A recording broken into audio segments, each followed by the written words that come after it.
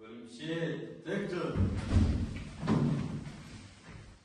Лейтенант мырза, 10 сынып оқушылар алғашқы әскери дайындық сабағына дайын, сыныпта бәрі түгел. Сәлеметсіздер оқушылар. Сәлеметсіздер, лейтенант мырза. Бөлімше Victor. Қазақстан Республикасының гимні орындалсын.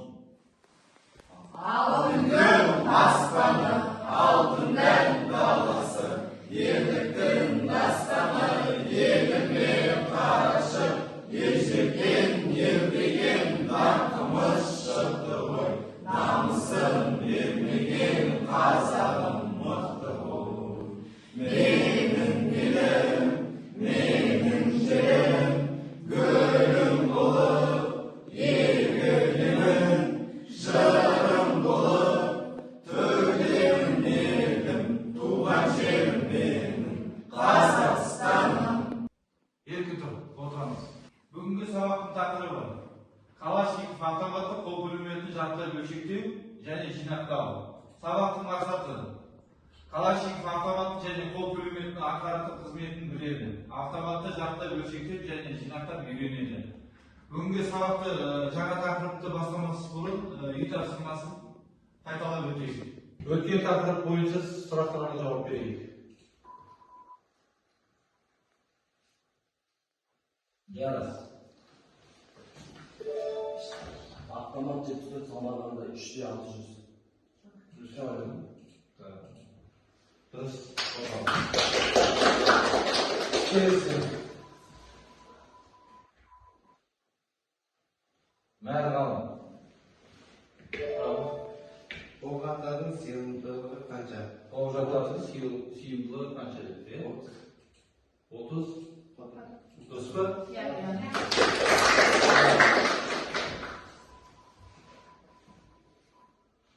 Олжас.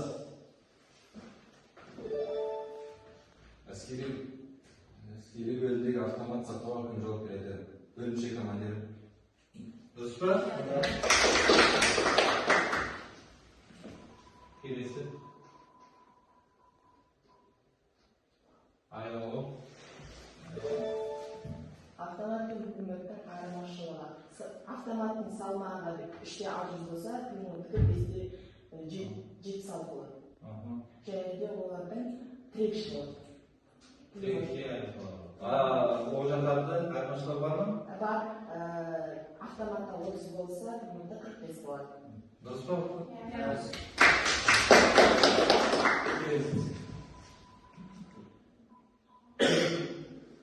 Назерке. Автоматты қалай бөлшектеуге болады? Жартылай және толық бөлшектеуге болады. Екі түрде, жартылай және толық бөлшектеуге.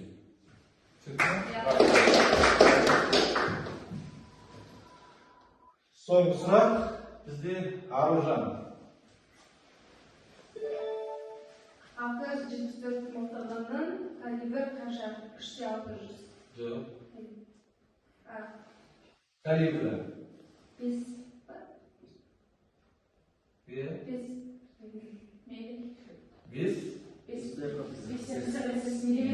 5.45 дұрыс.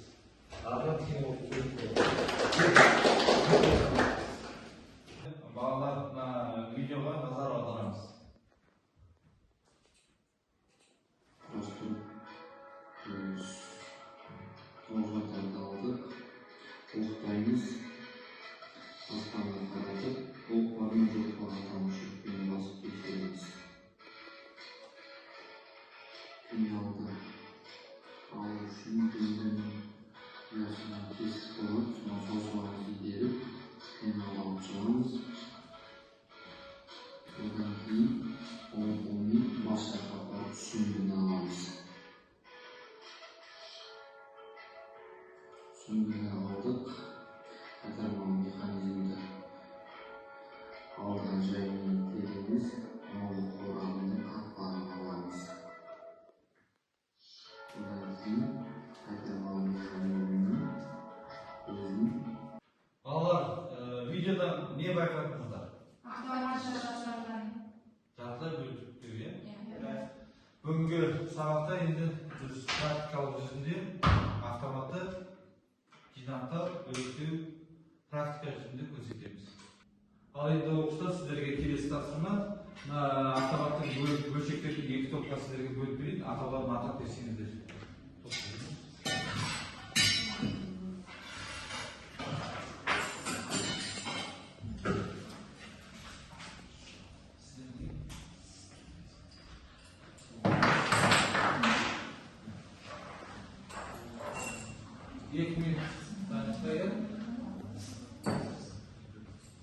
Kim dayı?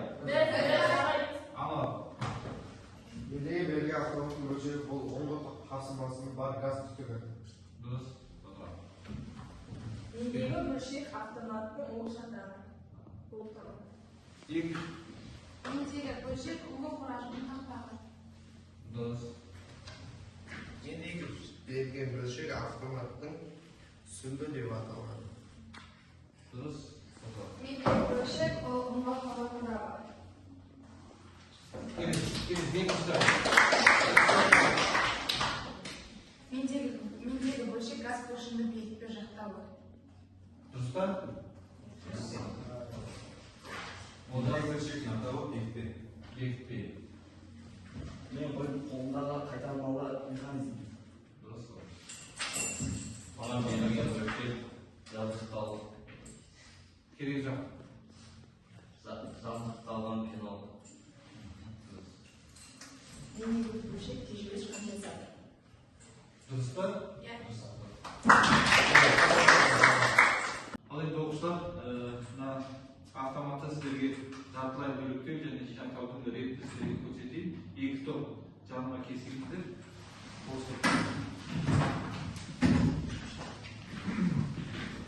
Көрдіңіздер? Ең бірінші автоматта ақарыз түсіріп сіздерге айтты. Бұл ең бірінші бөліктерде жартылай бағана айтып өткендей жартылай және толық бөліктер. Біз жартылай бөлік деген кезде ең бірінші реті ол жатады шешіп аламыз, бөлік дейміз. Келесі финал. Келесі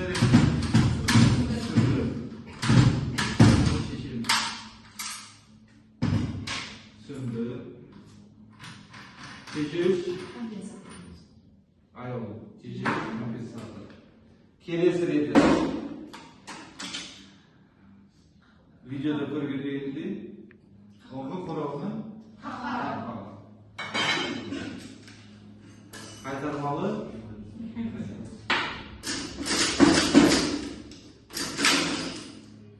Газ қошынды бекітпе жақтауы. Бекітпе жақтауынан бекітпені ажыратып аламыз. Сонысы анар Оңғы қасымасының бар газ түтігі. газ түтігі. Реті осы қалай шаштық. Бұл жартылай бөліктеу автомат. Калашников автоматын жартылай бөліктеу. Жинастыру реті қалай шаштық. Қарама кесті. Ең бірінші газ түтігі. Осылар бекітпе жақтауынан қосымыз. Кигіземіз. Қайтармалы механизмді қосамыз. Оңғы қорабын қақпағын жабамыз. Оқ атып тексеріп сақтандырғышқа қоямыз. Тежеуіш концентратор қоямыз. Финал. Сөндірсін. Ең соңғы бізде болды. Осы жартылай бөліктер жинақтау реті. Енді оқушылар көріп алсақ, енді бір оқушы маған жартылай бөліктер, жартылай жинақ берсе. Кім дайын?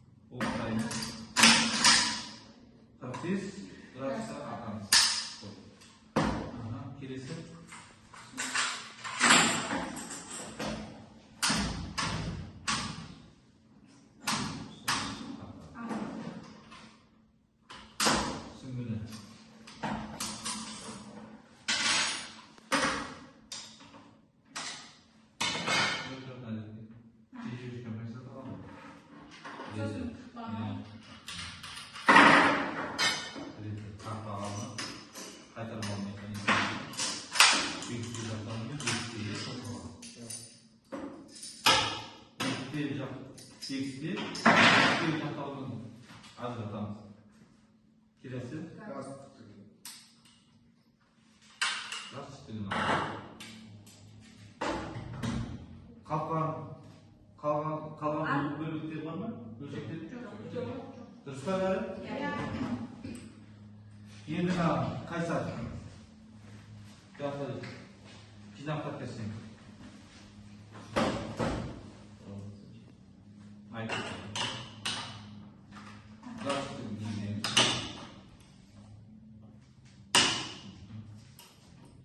Келесі. Қандай бөлшек келеді? Бекітпе жақтардан кигізеді. Қосамыз.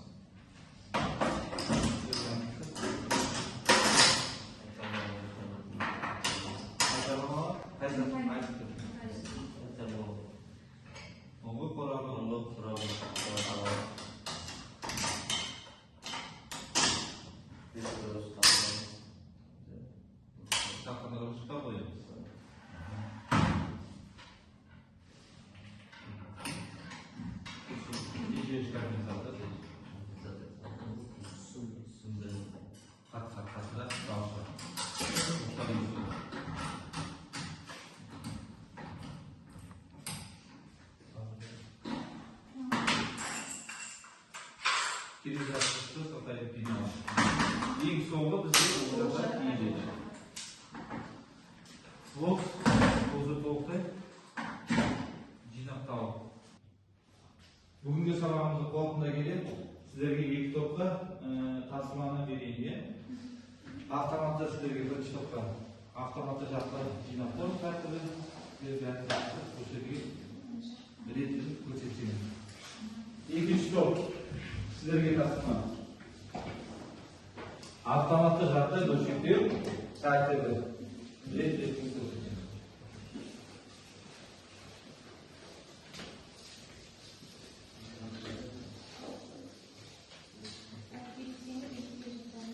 Ретін жабыстыр.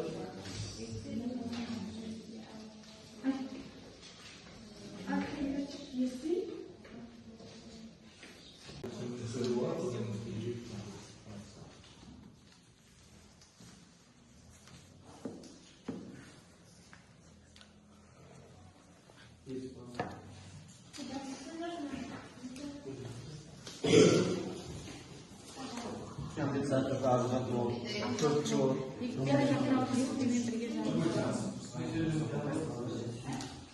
Автоматты жақтар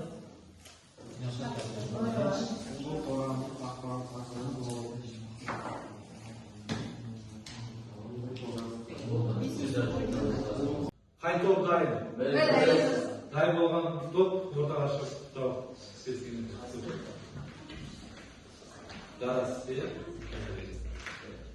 Автоматты жақтар жинақталып бөледі. Онда тапсырмасы бар газ түтігін салу. Бекітпені бекітпе жақтауына қосу. Бекітпе жақтауын бекітпемен бірге салу. Қайтару механизмін қосу. Оңғы қорабының қақпағын жабу. Тежеуіш компенсаторды бұрау. Сүмбені қосу. Сүмбені қосу.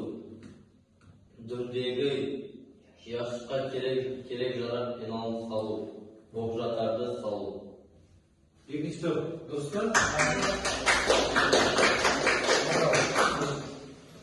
Келесі топ. Автоматты жақтылар бөлшектер тәртібі. Ең бірінші бізде оқжаттарды босатып алу. Сүмбедегі ұяшықтың керек жарақтар пеналын шығару. Сүмбені суырып алу. Тежеуіш компенсаторды ажыратып алу. Ұңғы қорағының қақпағын ажыратып алу.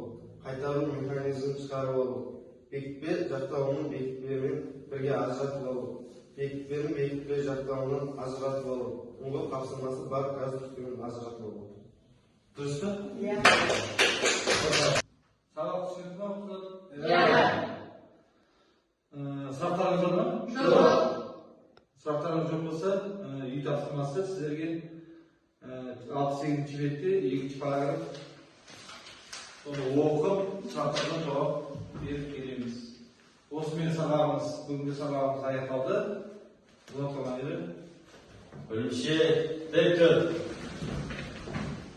Сау болыңыздар. Сау